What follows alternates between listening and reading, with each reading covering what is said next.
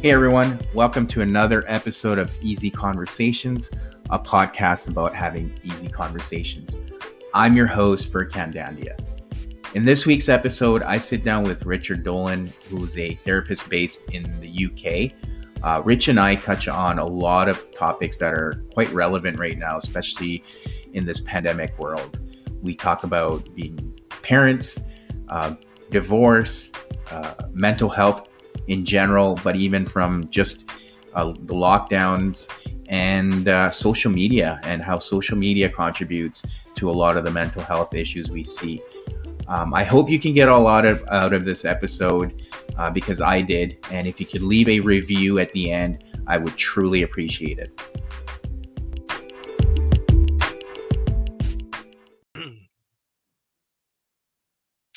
All right, Rich. Welcome to the podcast. Thank you for reaching out and taking the time to come on here and have this conversation with me. Super grateful, and I've been I've been really amazed by how we've connected and some of the conversations we already have had. So this is not our first time chatting, and I feel like we have a lot in common. So that's again super. It's amazing for me personally. But yeah, I wanted to take the opportunity first, if you could introduce yourself and yeah, and then we'll just get right into it. Sure. Yeah, and thank you for having me on. It is kind of crazy how we've connected over the past few weeks, and interesting talking to people about Instagram and social media being a kind of a negative thing. But what I've found is that I've made some really good connections like yourself. So there's a lot of opportunity there. So my name is Richard Dolan. I'm in the UK. I'm a therapist in private practice. One of the things that really kind of stood out when I saw your page was the podcast you were doing, and I think I said to you I was having trouble sleeping the other night, so I kind of found myself sat in the dark in my kitchen with the hot drink the other night, and I listened to it, and it was the one about divorce, and that really resonated with me because I've been through that myself, and I just thought, whoa, this is someone that's having these conversations that I don't feel are happening enough, or are they're not kind of endorsed by celebrities or personalities. So we're not hearing them, but it was something I felt that I might be able to add some value to, and kind of reflected on my story and my journey. So Mm-hmm. I literally tapped out a stream of consciousness email to you about how I've kind of got here, and I guess the whole journey has brought me to this point of understanding who I am, and I'm seeing that in a lot of people I know, maybe what's happening at the moment around the world, the pandemic. There's an awful lot of introspection, and self-reflection, particularly amongst men, in my sort of generation, my age. I'm 43, Mm-hmm. and it's a strange time to be a man and to be a middle-aged man for sure. Mm-hmm. Mm-hmm. Yeah, no, I appreciate that, and I think one of the biggest reasons why we've been able to connect and have these discussions is because we're probably, again, same age group, kind of the same, I would say, you come to these realizations in life, right? And unless you've been there, it's hard to explain. And there's several Absolutely. things I wanted to like tap into with you today, and we'll definitely get to the pandemic. But one of the biggest things, at least I saw in your post, and one of your posts I wanted to get into is coming to that point in your life where you finally decide to choose yourself, and all along you've been like, you feel like, okay, I've been doing what I've been told to do, or what I've been raised as, okay, this is what everyone does. And then you kind of come to that, it's almost like this, and I'm basically explaining what happened to me as well, but you come to this point in your life where you're like, what am I doing? Like, whose life am I living? Am I Yeah, living my own life, or am I living someone else's idea of what life should be? and absolutely. Yeah. and I feel like you made that comment in your post with, being a zombie in a movie, but being able to take those risks that you may not have taken before. And I think for you as well, the catalyst was going through a divorce and recognizing that, living authentically means making those difficult choices. Yeah, absolutely. I think that was, the thing that kind of stood out to me about the episode of yours that I was listening to, and that question about whose life am I living? Is it my life? Is it the life of the expectations of society or my parents or whatever? I think we're asking that of ourselves much more openly and readily now. Our attitudes to questioning our mental health are much more open now, and I think a lot of people are kind of stopping in their tracks and thinking, whoa, what's happening? Whereas before, previous generations, we did, as you say, kind of do what was expected of us. We didn't really think about it too much. So I think my journey to choosing myself, as you say, started a long, long time before I realized it. And it probably happened around about the time of my parents' divorce. And, the impact that had on the way my life went over the next sort of 10 years or so. It's only in recent years and through my own sort of therapy and journey to become a therapist that I've understood what happened there. But I just kind of, I was just kind of going through the motions. I didn't really have, a goal or a plan. I bought a property very early out of necessity. And it was at a time when the property market was crazy in the UK, so they were kind of giving away mortgages. It's inconceivable to think of how easy it was to get a mortgage in Yeah. comparison to now.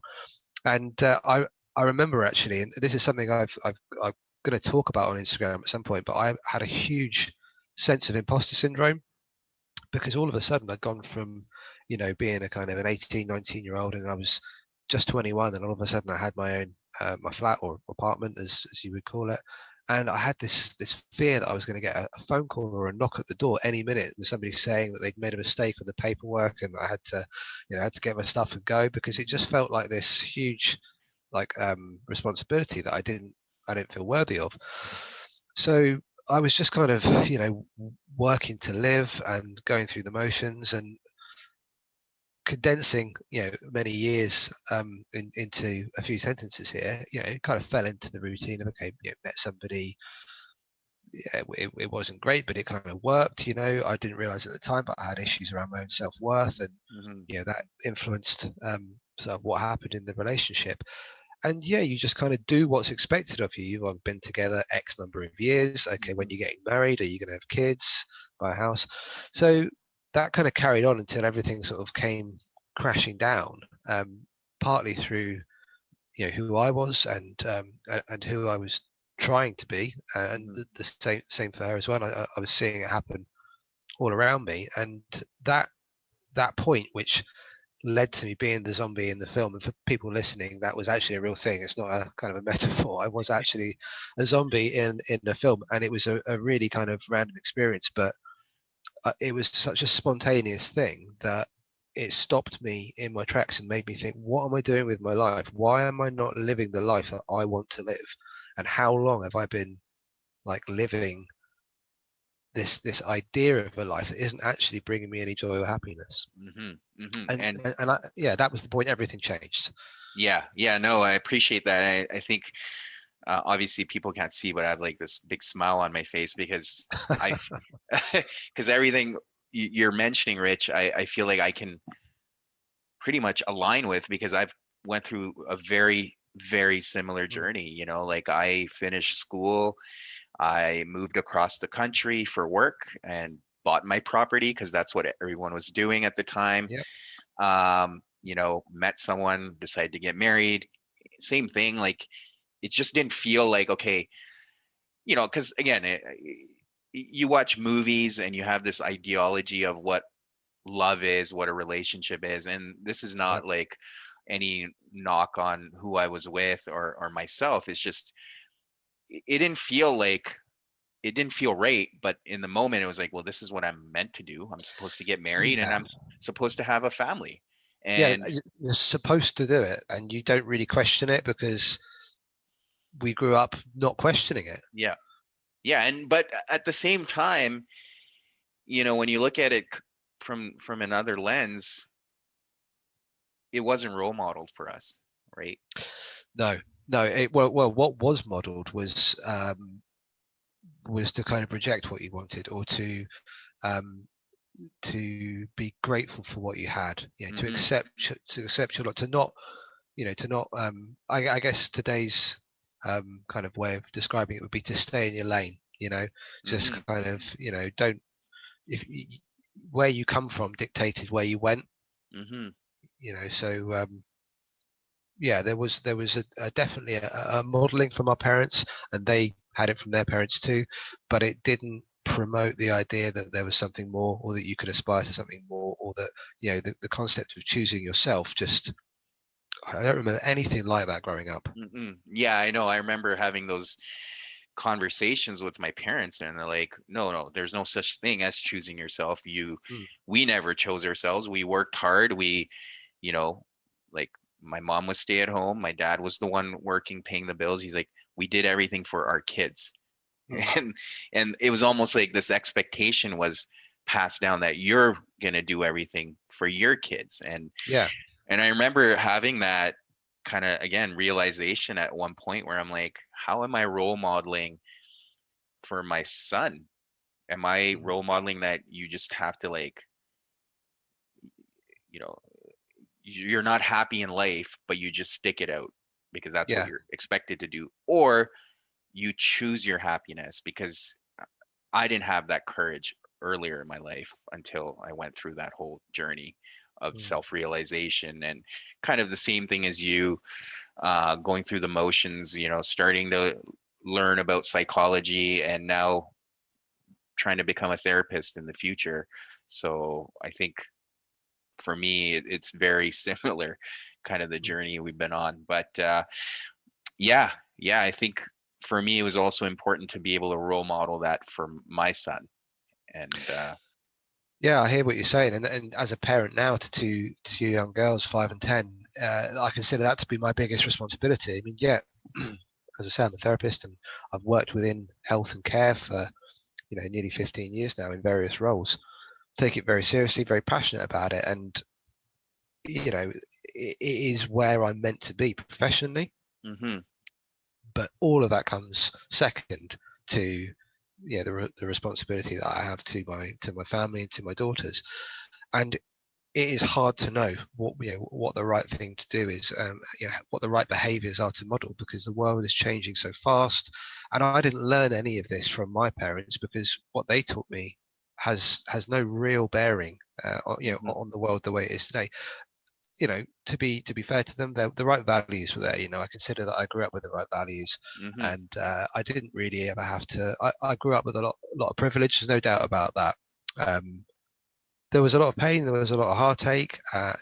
There were difficult times, and we certainly, didn't have a fantastically easy life. But by comparison, yeah, I have to be honest. There was, privilege there. But what you just talked about, that whole kind of not choosing yourself, or the idea that happiness was a commodity that you didn't aspire to.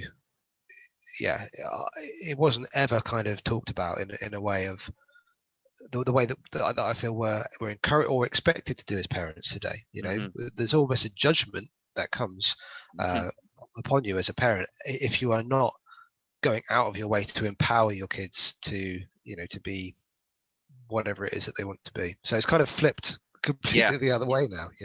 Well, it's funny because before we move on, one last thing I want to touch on this subject, though, is from, like, our parents' generation, when they see us, again, there's another form of judgment that they pass on. And it's, I mean, my parents don't say it, and I don't think they feel it anymore. But at one point, I could feel like, they almost felt like I was being entitled or selfish for choosing, for Yeah. having this concept of choosing myself. And, for them, it was almost like, what do you mean you're choosing yourself? We didn't choose ourselves. We did everything for the family. Yeah. So you not only have that pressure of being a parent yourself, and empowering your children, you also have this judgment that's being passed on to you, Mm. in a way, by society. Like, I think the there is that shame that comes with divorce, even now, as common as it is. There's still that stigma attached to divorce, right? Oh, And yeah, it's a ugly word. The connotations, for sure. yeah, yeah, but it's not, you know, it's such a conflicting message, because everywhere you hear for success, everyone's like, well, you've got to fail. If you don't fail, you're not going to learn. And through failure is how you appreciate your successes. But then when the subject of divorce comes up, it's like, well, no, no, no, no, no. It's a completely different lens Yeah. on it. Meanwhile, you can't look at it as a learning experience, just like everything else. Yeah, that's a really good point, actually. I think it's almost like that's an exception to this idea that Yep. failure is positive, And as you say, we hear about it a lot in sort of startup culture, fail hard, fail Hmm. fast. Every failure is a step closer to success, all these kind of things, which, yeah, you can look at it from one side and say, yeah, these are sort of positive um, kind of affirmations around the growth that you're experiencing. Um, you could look at it the other side and say, well, they're kind of ways to not fully own um, and be accountable for the Yep. choices you made that led to that failure. But yeah, but divorce, well, that's bad. That's bad. And I think because it relates to that kind of that tribal thing, that union. It is Hmm. it is about the creation of a family. And that's the thing that's never meant to fail. Hmm. Or to fail at having a family is almost like to fail at being a human in a way, because we're so Hmm. conditioned to see that unit, that family unit, or that tribe, if you like. Hmm. If you can't keep your tribe together, then what sort of human being are you? Hmm. Hmm. And I fully hear the shame that comes with that, and I felt that shame myself and carried it with me for many years around, not only having come from a divorced family, which was fairly rare. Certainly, I remember growing up, and sorry, I remember moving out of the home that I shared with my parents into the home that my brother and I moved with my mum, and there was a stigma. We were the only kind of single parent family in the street, and Hmm. I remember after a few months there was a knock at the door, and it was a lady from along the street. And back then, kids still played in the street, Hmm. and we all played together. And it was the mum of one of the other kids, and she came along. She knocked on the door, and she said, and I remember standing in the hallway and seeing this conversation happen. And my mum had never spoken to this woman in her Hmm. life, but she said, "I'm really sorry. I don't know what to do. My husband's left me, and he wants a divorce. What do I do?" And so it's kind of like this kind of, you know, this stigma that, that's the divorced lady with the two kids that lives along the end of the street. Yeah, she has Uh, experience. yeah, and Yeah. that just seems so weird to think that even happened, because it's such a Yeah. commonplace thing. But yeah, I had the shame of kind of coming from that, and people at school being kind of critical of that or making those judgments. And then I had the shame of going through it myself. Not only had I come from that failure, as you say, but then I went on to live that failure when I ended up getting divorced myself. Hmm. Um, so yeah, it's a horrible thing. Yeah. Yeah. No. And I think part of the work we can do is support people through it and normalize it, right? And I hope these conversations help. I guess there was another thing I wanted to touch because you mentioned your two daughters, and Mm, what I find really fascinating about your story is, um, excuse me, is obviously you said you're not. You've told me you're not the biological father of your eldest, and I find that very noble. But at the same time, if I'm being perfectly honest, like I'm not sure for me, like how I would be able to parent two children, one being my own and one not being like biologically my own. And what I want to understand is like how you've been able to like set yourself up for success in that situation and some of the things you've done um, to be able to manage that. yeah, I think you're talking about that kind of unconditional love thing Yes. there, Yeah. really. And what I would say is that I'm probably the last person to be the judge of whether I'm doing it successfully or not. But it is definitely something that people have said to me, and I think just to put some context around that. So, after I'd been through this whole experience of my divorce, and spent some years, I lost a lot in that process. Not just financially, but emotionally as well. It was Hmm. the there's a line out of a film, Fight Club, that really stayed with me, and it was, you're never free to do anything until you've lost everything, which is kind of a little bit dark, but that's sort of what happened, and in that I found a liberation, and Mm. I was able to kind of start again, not out of choice but out of necessity. Mm-hmm. So I had the choice to decide how I wanted things to be, and who I wanted to be.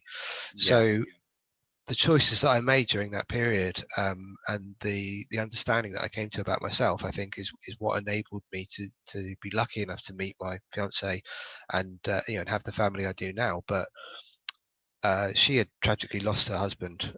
They'd been married for many years, and they'd had my eldest, their first daughter, and he passed away from pancreatic cancer, which was, I can't even conceive of how terrible that must have been. So when when we met each other, she, there was a kind of a weird synergy around the timeline of my, and I'm not for a moment comparing the divorce to what she went through, but Mm-hmm.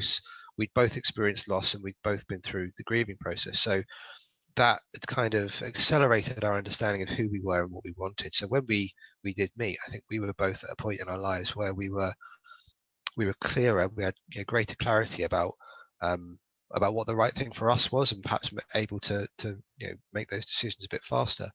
So I was incredibly sensitive about the fact that she was a widow, and there was this very young girl involved. She was 2, and what I had come to realise at that time is that, meeting somebody again at this time in life, children were going to be a factor. And I'd always thought I didn't really want kids, or rather, I never thought I didn't want them, but I didn't want them either, if that made sense. It just hadn't really factored in. And what I Mm-hmm. realise now is a lot of that was about not wanting to replicate my own childhood experiences, and all that sort of stuff. Mm-hmm. But I realized that there was a likelihood that I might meet somebody who had children, and I needed to kind of get my head around that and be prepared to accept that. And then when I obviously met my fiance, and I realized the sensitivity around that, I knew instantly that she was. It sounds like such a cliche, but I knew she was the one. Mm-hmm. Yeah, absolutely. And I recognized that if that was what I wanted, then it was going to require me to make some changes in myself, and accept things in a way which I think, a lot of people wouldn't necessarily want to do, because it meant that they had to put other people first. So I thought this little girl needs. It's not just about me and the mum. It's about, you know the child as well. She needs a dad. So if I want to have any shot of this working, I need to be prepared for that to maybe be me. You Mm-hmm. know, Mm-hmm. and luckily enough that happened. But what I experienced was coming into the hole that had been left by somebody who was, very much loved, Mm-hmm. and and I experienced an awful lot of projection of that grief and that loss. And I could have been anybody. It didn't matter that it was me, but I Right. stepped into that position. So yeah, the first couple of years of that relationship were really challenging, because people move through the grieving process at different phases. There's no Mm-hmm. timeline on that.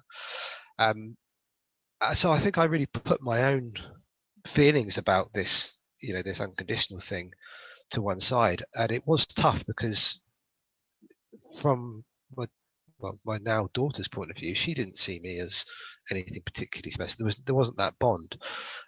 So I just kind of had to like tell myself, don't expect anything back, don't want anything back. You owed nothing back. If this is what you want, you're just going to have to suck that up, and that's not about you. Mm-hmm. This is about modeling, as you said earlier, modeling the right behaviors, giving her what she needs. And over the years that bond has developed. But now that I have 2 daughters, I genuinely love them both as much, and I don't treat them any differently. And it is not something I've actually had to work hard at, and I think that's because it's the right thing, if that makes sense. Mm-hmm. And it's really made me reflect on what unconditional love is, and I don't necessarily think it relates to that biological link. I think it genuinely is about what what it is to just truly love somebody, and to feel love for somebody, and accept them, and everything that comes with it, Mm-hmm. if Mm-hmm. that makes sense. Yeah, no, no, and I again thank you for sharing all of that. I'm it's really admirable what you've done, and like, and the way you've simplified it. I think another thing you touched on was going through that process of loss. Um, it, I think that in itself, and I'm just speaking for myself, but it is very humbling, right? You go through that experience, and I was telling my parents recently too that I'm so grateful for going through that experience, as hard as it's been, and all the consequences that come from it. It's taught me so much about myself, but it's also humbled me. Mm. And I remember being in my 20s, or even like late 20s, early 30s, where I felt invincible. Like I Yeah. had the successful career, I had the house I had dreamed of, the car I wanted, I had a family, and it was like I have everything. And then when you go Mhm. through that process, it just humbles you. You're like, well, no, I didn't have everything, because I can lose it like this if I'm not grateful for it, or if I'm not modest about it, or if I'm not appreciative and stuff like that. And I think what I'm trying to get at is, when you go through that humbling process in your life, it just opens you up. And I think maybe for you, it was also, taking on this role of being a father all of a sudden, first time to a 2-year-old. You probably came in with a much, much different perspective than you would have had you not gone through the divorce. Oh yeah, absolutely. And I think the key word that you just said there for me is appreciation. You never really appreciate what you've got until you've lost it, until you Yeah. don't have it anymore. And yeah, absolutely humbling. I think I look back on myself at certain times in my life, and it's difficult. It's hard to look back at that person. There's an arrogance about that person, that the folly of youth. We think we know everything. It is that kind of cliche, but the process of going through loss, and having to look in the mirror and recognize your part in it, and genuinely be accountable, be responsible, not these kind of twee affirmations that we see on social media. You are beautiful, you are loved. No, Hmm. sometimes we're not very nice. Sometimes we make mistakes, sometimes we treat people badly, and sometimes we get it wrong, and I get things wrong every day. you Hmm. know and one of the things that I really try hard to do now is apologize a lot to well, Yeah. I try not to apologize a lot, because that means I'm getting it wrong a lot, but I don't really remember my parents ever apologizing to me, Yeah. and I remember being left with and sorry mum, dad, if you hear this, I'm really not gunning for you guys, but I remember this kind of feeling of, but but that's not fair. There was, that was wrong of you to say that or to do that. So I really try hard now with my kids to kind of be accountable for my own behaviour, and say, listen, I'm sorry, I shouldn't have shouted, or I shouldn't have said that, or what I meant was, because I want them to grow up knowing that that's actually, there's a strength of character in being able to admit when you're wrong, and acknowledge that, and recognize when you're projecting onto other people. Hmm. Um, so Yeah, yeah. and I think what it also does, and I see that with my son, is when you're, as a parent, you're accountable and you're willing to take ownership, it also gives them the courage to express themselves, because they Mm, know my parent is not going to be defensive or shut me out. And that's where, for me, growing up, because I didn't receive an apology or any ownership, I didn't have the courage to even express myself and be like, hey, mm, mom or dad, you said this is how it made me feel. No, mhm, that was never encouraged, because it was like, just suck it up. And again, like you said, I'm not picking on my parents. I'm just, they just didn't have those tools that we do now, or the awareness we do now. But by, again, modeling that behavior for our children, what it allows them to do is also be able to express themselves. And I've had this conversation many times with people that, especially as men, we grow up and we just bottle all those emotions. And if, like you said, if we're taking ownership and apologizing to our children, we're also giving them that autonomy and empowering them to be able to express themselves. And I've seen that with my son over the last 2 years. He's way more open to express himself and tell me when I've done something to mess up. And immediately I'm like, you know what? I'm sorry. I messed up, and I will do better next time. yeah, and I don't know what that's like for you, but I get that. My 5-year-old the other day, she she keeps me on my toes, and sometimes I'm like, whoa, who's the parent in this exchange, and I never really remember that happening. Like the other day, this is a slight diversion, but she was asking me, about being a therapist. What is it you do? So I was trying to explain that I help people to kind of explore how they feel, and understand why they feel that way. And if they don't feel very good, then try and find a way to help them to make themselves feel better. And she goes, so you can read their brains? And I said, well, yeah, kind of, I guess. And then she just kind of looked at me and just said, you can't read my brain. And like, this is a 5-year-old, and the way that she said it, I was just like, whoa, I don't think I can. You scare me. You've got this kind of self-awareness, and I see it in a lot of children these days. And I think that they don't take any crap. They know, they can spot inauthenticity a mile off, and they expect adults to be held to account, in a way that I certainly don't remember. And just quickly talking about the generational thing, it doesn't take that long to go back through my parents, their parents, my grandparents. They grew up, in the aftermath of World War II. And this pandemic that we're going through now is the biggest kind of global thing since World War II that has impacted people on such a scale.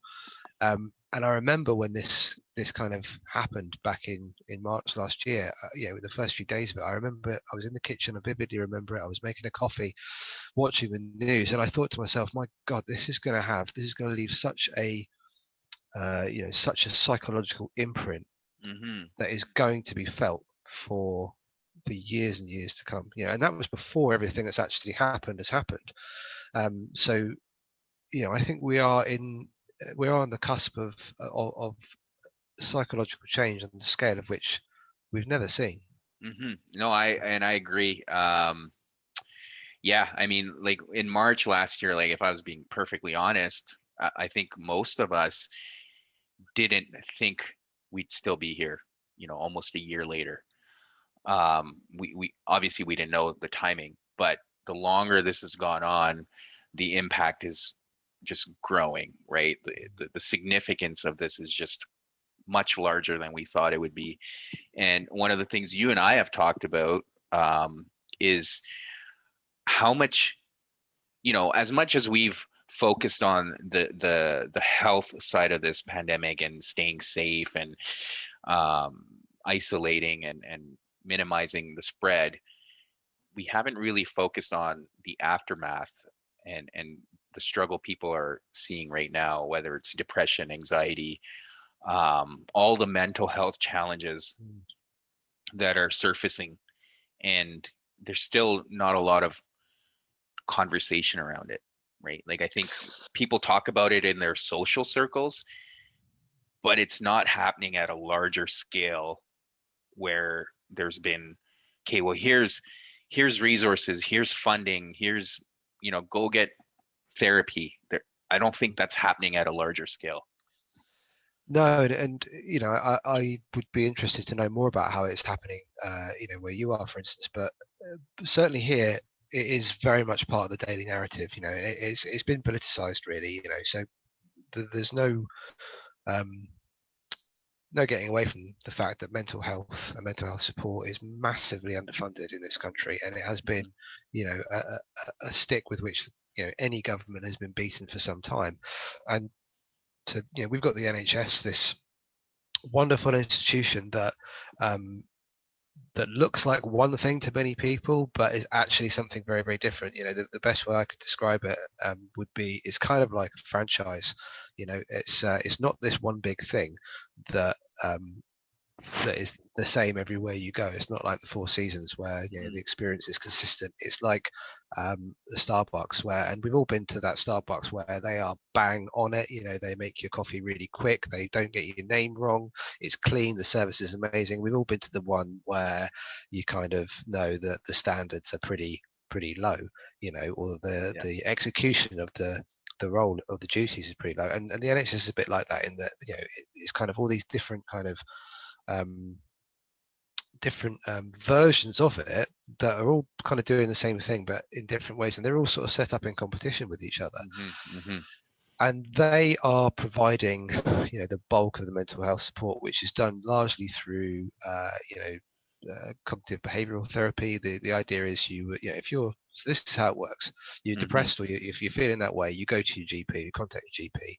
They will then put you on a waiting list for you to get a telephone assessment, which will probably take anywhere between 2 and 4 weeks maybe to get a telephone call. And off the back of that, you will then get put onto a waiting list for 6 sessions of CBT, maybe some talking therapy, but it's usually CBT because obviously it's very easy to measure the outcomes and say, oh, look, it's working. And in between that, you'll get offered, the first thing you get offered is antidepressants. Okay, so ignoring the fact that when people are at the point of saying, okay, I want to get some help, they've already been dealing with it for a long, long time. They're at that point of crisis. It's not like, oh, I think maybe in 6 months I'm going to get some therapy. It's, I need it now. So they're entering into a system which isn't meeting the need, which is why we're seeing a huge increase in private practice, as we have obviously seen in the US, which is not regulated over here. You've got different routes to qualification, different levels, and this is actually something that's a huge bone of contention at the moment in terms of how it's not so much regulated, but how the various membership bodies that represent different modalities are vying for power. And it looks as though some form of regulation is coming in the near future, but I think if you are going to regulate it, or if it's going to be regulated, then that has to be that almost creates the case for funding, which the government don't want to do. So there's an awful lot of qualified therapists of all different competencies that are having to work voluntarily in order to get the necessary hours to then apply for accreditation, and accreditation is seen as the gold standard for a lot of employers. So there's a huge exploitation of it, and in amongst it all, you've got ever-growing numbers of people that need support with their mental health, which we've seen explode over the last year because of the pressures of lockdown. And I'm certainly seeing a huge increase in people getting in touch where be it in the initial text or email or conversation, the subject of lockdown and the effects of it are the primary driver for what's led them to get in touch. It might be something they've been carrying for years, but lockdown has been that catalyst for people to to really just get to that point of crisis. Yeah, I feel like most people on a day-to-day basis, I don't mean to generalize, but are able to get through because they've got all these distractions, right? Like going to work or going to the gym or going out with friends, going for a beer. But with the lockdown, it's almost like you've had to face the demons, right? Yeah, there's no escaping it. Yeah, you're not running away from it, and there's still some people who are struggling and they don't know that they need therapy. And then there's the population of people that know they need therapy, but they don't go because they're scared of it, or scared of finding out answers, or just can't afford it, right? And to your point, a lot of therapists here, if they're not registered, or they don't get a lot of clients because clients can't get the can't claim it through insurance if it's not a registered psychologist. So there's a lot of systemic issues, and I'm hoping with this pandemic and all the conversations people are having, that it starts coming to the surface that we need to do a much better job in this space of mental health, whether it's making it affordable or more widespread. Like, I know where I live here in Calgary, there's tons and tons of therapists, but the question then becomes, is it affordable? And if you're going to go for a cheaper option, you may not get the quality of therapy that you're seeking, right? So yeah, that's absolutely true. And I think it's like anything, you get what you pay for, except that for the most part, I think people that choose to go into therapy do not do so because there's a pot of gold at the end of the rainbow. It's a vocational choice. It's because they, for whatever reason, I mean, you've got people that get into it who are perhaps doing it for questionable reasons, perhaps doing it because they need to feel better about themselves, and the kind of the helping thing. me personally, my reasons for doing it, I started my training back in 2008. I know, sorry, 2007. Hmm. And then, life kind of got in the way. We talked about it at the beginning, that path, met somebody, got married, started going through the motions, lost sight of that spark that had, ignited and showed me there was something else out there. And over the last sort of 12 years or so, I've working my way through health and care. I've come back to the realization that actually this is what I'm meant to do, because it's just the way I work. From a therapeutic sense, that's looking through that lens is how the world has always made sense to me. Hmm. And I'm able to bring the most value to to people who need it whilst I'm alive. Is Yeah. that's doing something that matters. But it's difficult for people to afford it, because a lot of people who perhaps need therapy are below the poverty line, and they are unable to just look on a directory or go online and have the again, we come back to that word of privilege to choose who they work with. So there are a lot of therapists out there that will work on sliding scales and work less. I have a set fee, but I will always look at the circumstances of the person, and if something they can't afford, I look at what can I do. I will always Hmm. create a degree of capacity to work with people, in an affordable way. But Hmm. as much as I want to do that, I still have to look at it from a commercial sense, in that this is my living. This is something that I'm not a charity, and that's where a lot of therapists are really angry at the moment, because um, it's kind of like the government are standing back with their arms folded and saying, well, you guys want to do it, you guys want to help people, go, we're not stopping you from helping people.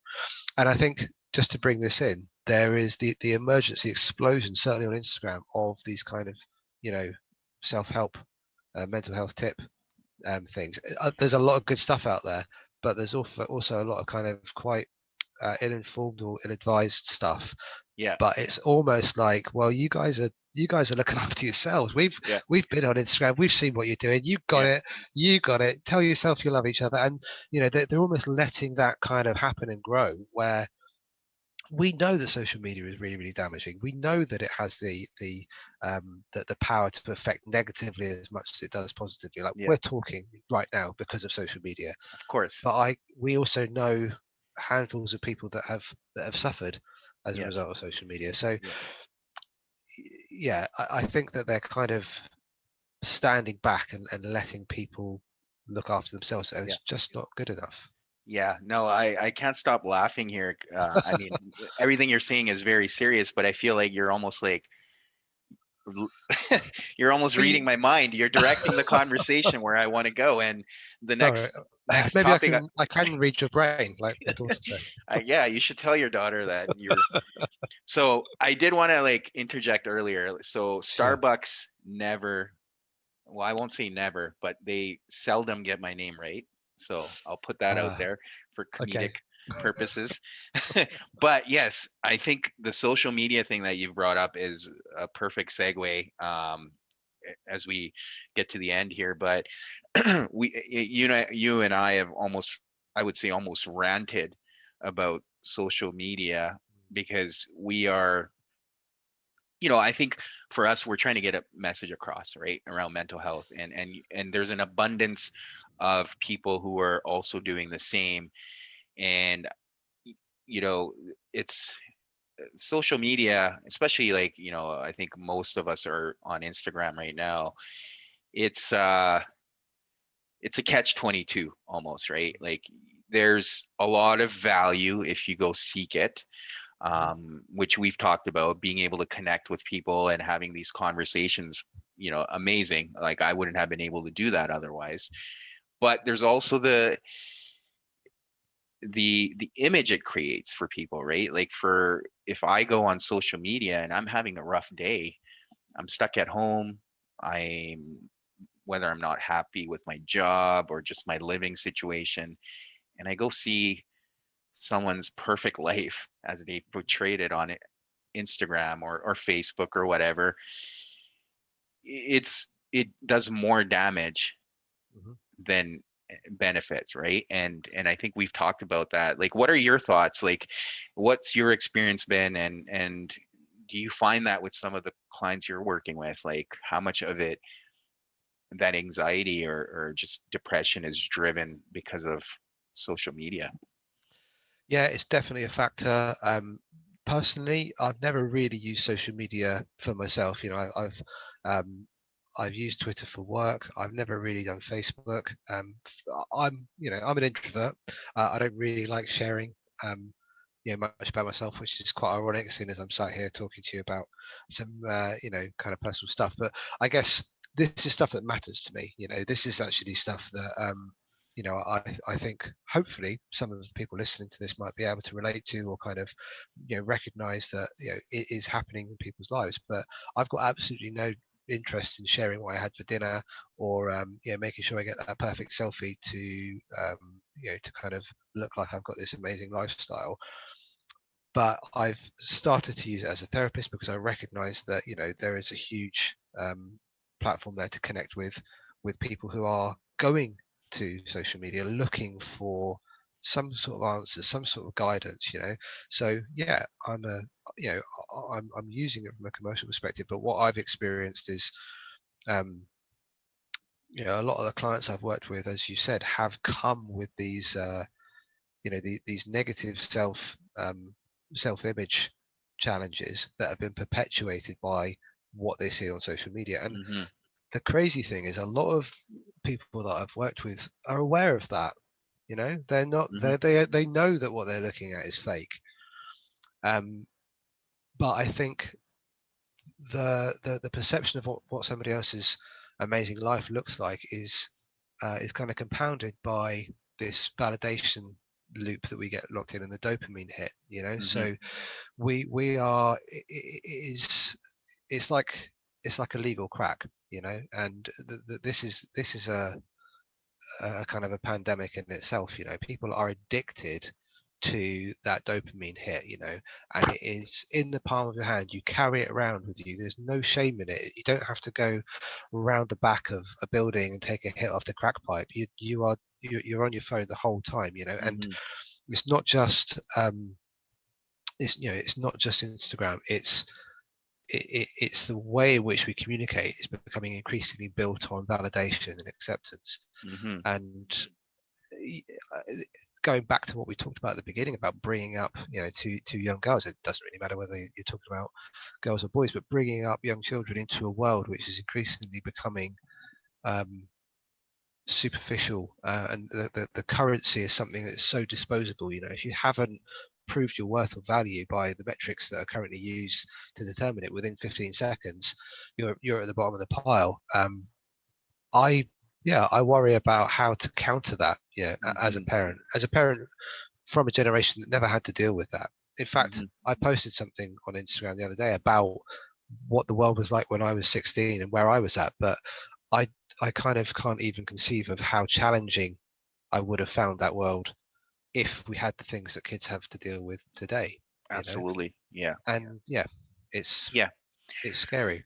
And part of the problem also, it becomes almost perpetual in the sense that because of the algorithms they have going on in the background, if you search for something negative, I mean, you can consider it negative. If I'm searching for the way someone looks and I feel less than because of the way people look a certain way, the algorithms are going to keep throwing that information at me, and it's just going to keep I'm going to keep sinking deeper and deeper and deeper without Yeah. even knowing what's going on, Yep. because it's just feeding that story or that message for me, and I'm just like, yeah, okay, here we go again, here we go again.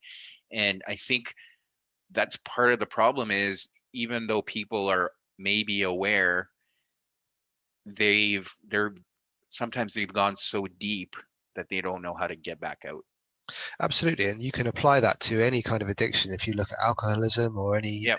any drug addiction, very rarely do you come across an addict who isn't aware that they're an addict.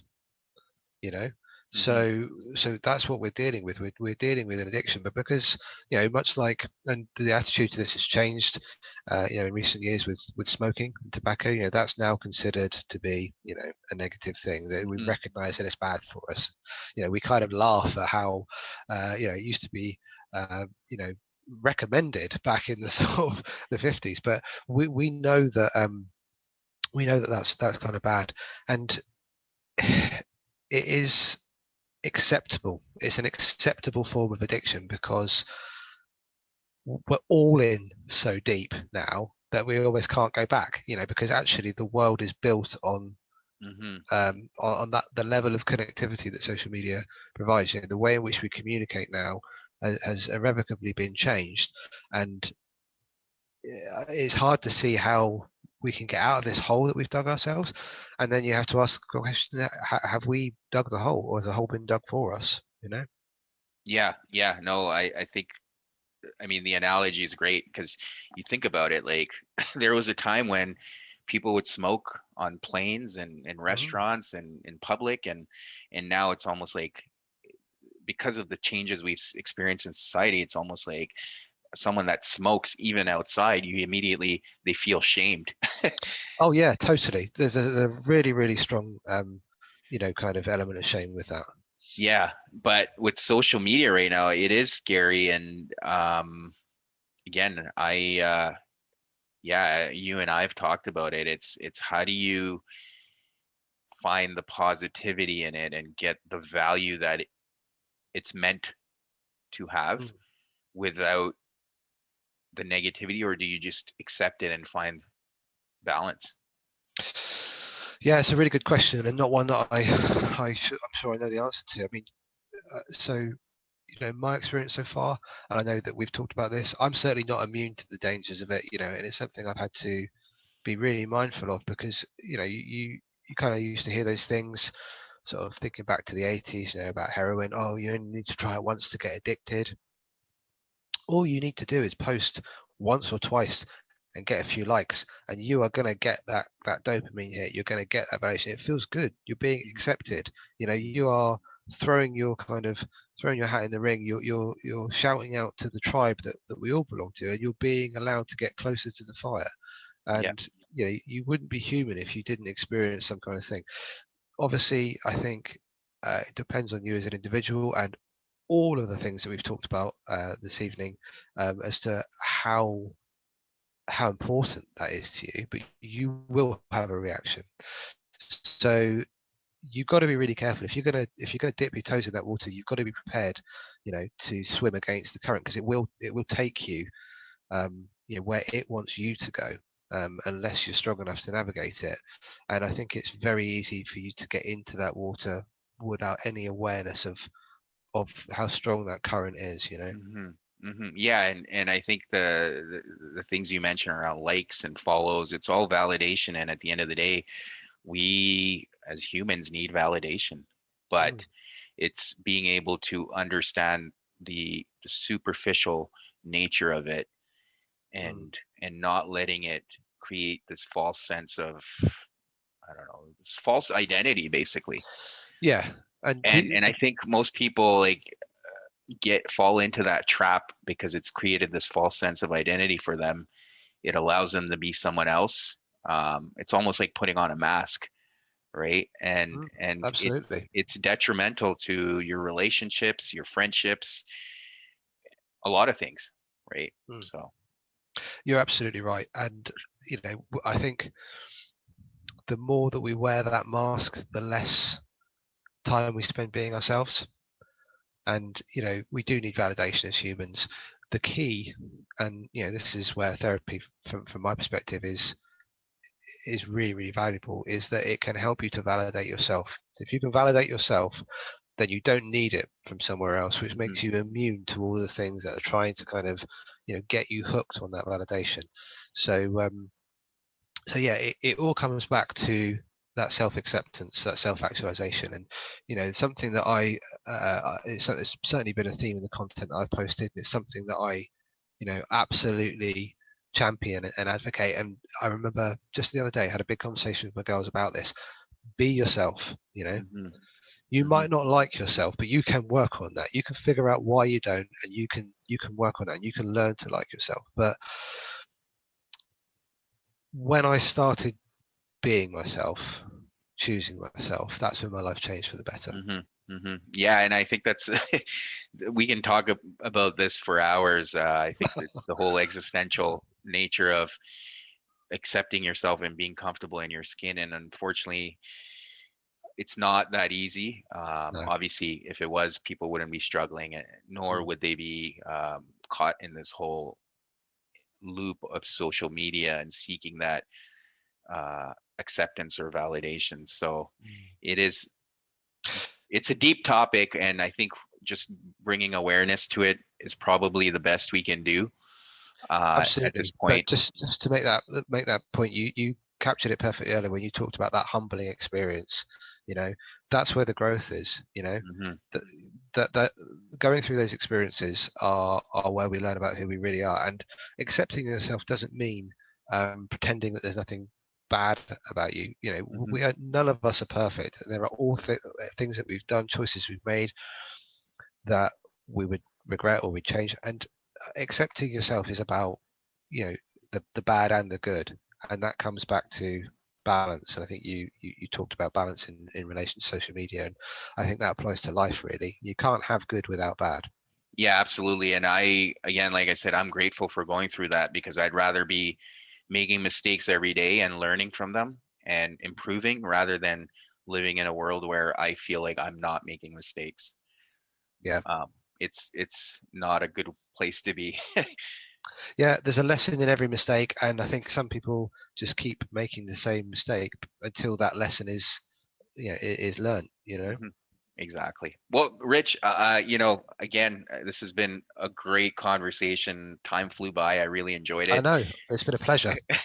But for people that want to get a hold of you, or kind of follow your content, what's the best place to find you? Yeah, so I kind of feel a bit dirty about saying this now that we've just been doing down social media, but I am out there. So you can check out my website. That's checkyourhead.co.uk, or get me on Instagram and Twitter. That's checkyourheaduk. So if you want to get a different perspective on mental health, have a look at some of the stuff I've put out there. I think there's definitely a message in it. If you want to have a look. Yeah, yeah. No, thanks again, Rich. No, I appreciate it. Take care. Well, that's the end of the episode. Thank you again for tuning in and showing your support. Until next week.